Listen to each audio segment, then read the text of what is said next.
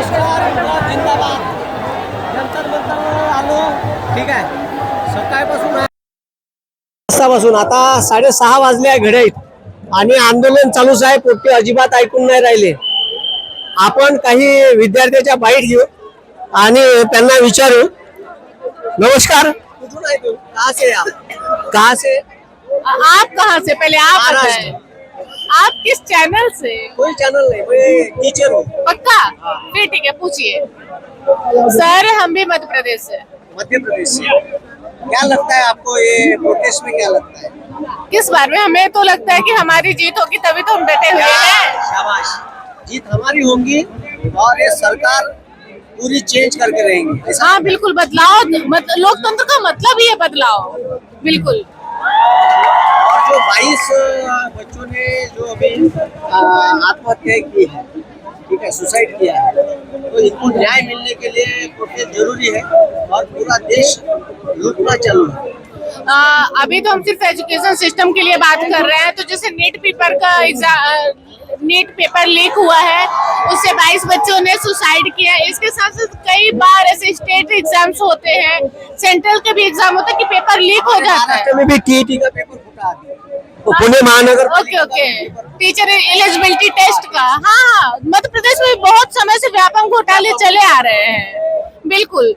तो अभी तो हम ओवरऑल यही चाह रहे हैं. कितने दिनों से आप 4 दिनों से है. तो बस ओवरऑल हम यही चाह रहे हैं कि एजुकेशन में रिफॉर्म्स हो, चाहे वो स्टेट लेवल का हो चाहे सेंट्रल लेवल का हो. सेंटर में बदलाव का, स्टेट में अपने आप होगा. ऑटोमेटिक बदलाव का होगा. बिल्कुल. मुझे ऐसा लगता है कि अगर हम उन्हें संसद भेज सकते हैं तो हम उन्हें संसद के पद से उतार भी सकते हैं. Okay, thank you so much. आपका नाम बताएं. अशांजलि.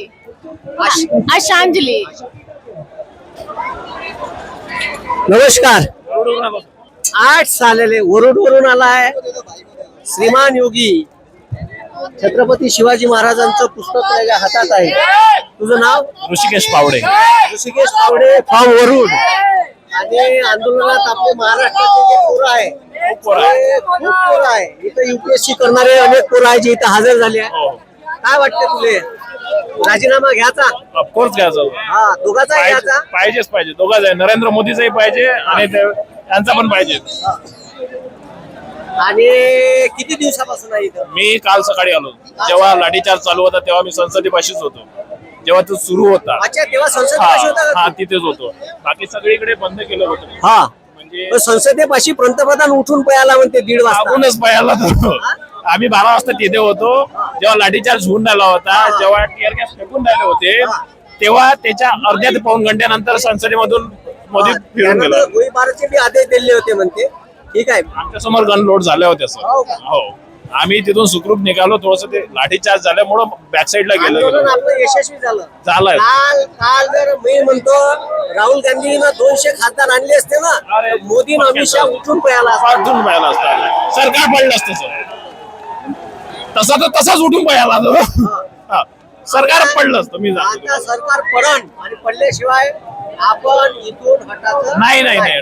तर हा पण आहे, अमरावतीवरून आलेला आहे. हा कोंडाडीचा तसा. कोंडाई. तुला काही बोलायचं आहे? तुला काही बोलायचं आहे? नाही. इथं सगळे मुलं मुली खूप दूरदूरून आलेले आहे, वेगवेगळ्या. ठीक आहे. भारतात विविधतेत एकता. हिंदू, मुसलमान, शीख, ईसाई, हम सब है भाई भाई. ठीक आहे. हे सर्व लोक इथं वेगवेगळ्या जाती धर्माचे आपल्या हक्कासाठी आंदोलनाला आले आहे आणि हे सर्व लोक एकत्रपणे आंदोलन करत आहे. हेच भारताची खरी ओळख आहे. विविधतेत एकता. तुम्ही इथं पाहू शकता. हे बघा, ह्या मुस्लिम महिला आहे. हे दाखव.